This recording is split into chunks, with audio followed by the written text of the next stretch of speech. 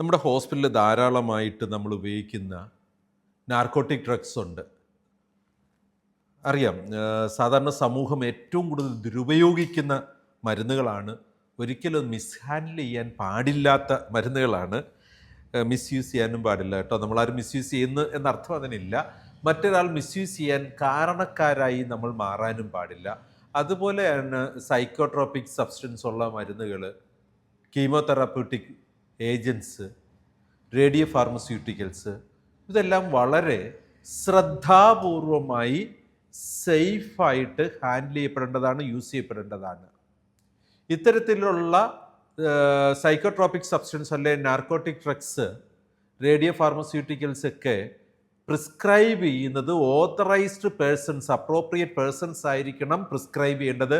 അതുമായിട്ട് ബന്ധപ്പെടാതെ ആരെങ്കിലും സാധാരണ പ്രിസ്ക്രിപ്ഷൻ പോലെ ഹാൻഡിൽ ചെയ്യാൻ പാടില്ല എന്നും, നമ്മൾ ഈ ഒരു നാർക്കോട്ടിക് ഡ്രഗ്സ് മുതൽ റേഡിയോ ഫാർമസ്യൂട്ടിക്കൽസ് വരെയുള്ള സാധനങ്ങളെ ഒരു സേഫ് സ്റ്റോറേജ് ലോക്കൊക്കെയുള്ള, അതിൻ്റെ ആവശ്യത്തിന് ഓതറൈസ്ഡ് പേഴ്സൺ മാത്രം ആക്സസ് ചെയ്യുന്ന രീതിയിൽ സേഫ് ആൻഡ് സെക്യൂർലി സ്റ്റോർ ചെയ്യണമെന്നും, ഈ നാർക്കോട്ടിക് ഡ്രഗ്സും സൈക്കോട്രോപിക് സബ്സ്റ്റൻസും കീമോതെറാപ്യൂട്ടിക് ഏജൻസും റേഡിയോ ഫാർമസ്യൂട്ടിക്കൽസും അഡ്മിനിസ്റ്റർ ചെയ്യുന്നത് അതിന് ക്വാളിഫൈഡ് ആയിട്ടുള്ള പേഴ്സൺസ് ആയിരിക്കണം അഡ്മിനിസ്റ്റർ ചെയ്യുന്നതെന്നും, ഇത്തരത്തിലുള്ള കാര്യങ്ങളെല്ലാം ഡോക്യുമെൻ്റഡ് ആയിരിക്കണം, എവിഡൻസ് ബേസ്ഡ് ആയിരിക്കണം.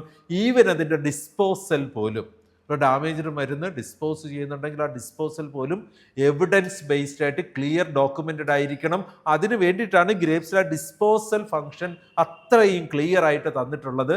ആ ഡിസ്പോസലിനകത്ത് നിങ്ങൾക്ക് ആവശ്യമുള്ള എല്ലാ ഓപ്ഷൻസും അവൈലബിൾ ആണ്. Disposal of narcotic drugs and other radio pharmaceuticals എല്ലാം ചേർന്ന ഒരു സെറ്റ് ഓഫ് ഡ്രഗ്സ് നമ്മൾ വളരെ വ്യക്തമായിട്ട് ഹാൻഡിൽ ചെയ്യണം. ഈ ഒരു സ്റ്റാൻഡേർഡ് ഇല്ലേ മാനേജ്മെൻറ്റ് ഓഫ് മെഡിക്കേഷനിൽ, ഈ മാനേജ്മെൻറ്റ് ഓഫ് മെഡിക്കേഷനിൽ ഏറ്റവും സീരിയസ് ആയിട്ട് നമ്മൾ കാണേണ്ടത്, ഒരുപാട് ഗൈഡ് ലൈൻസ് ഉണ്ട് ഈ കാര്യത്തിൽ. നാഷണലും ഇൻ്റർനാഷണലും ആയിട്ടുള്ള ധാരാളം ഗൈഡ് ലൈൻസ് ഉണ്ട്.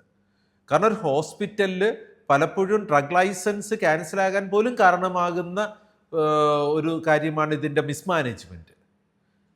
So MOM 9 narcotic drugs and psychotropic substance chemotherapeutic agents radiopharmaceuticals are used in a safe manner എന്ന് നമുക്ക് പറഞ്ഞിട്ട് ഒരു 5 കമ്മിറ്റ്മെൻറ്റ് ഒബ്ജക്റ്റീവ് എലമെൻറ്റിൽ കൂടെ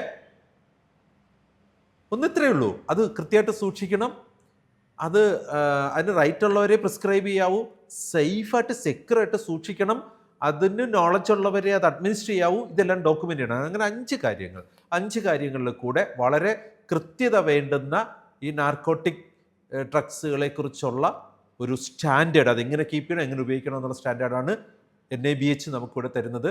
quality and safety of medication management 9th standard നമുക്ക് വിശദമായിട്ട് നോക്കാം.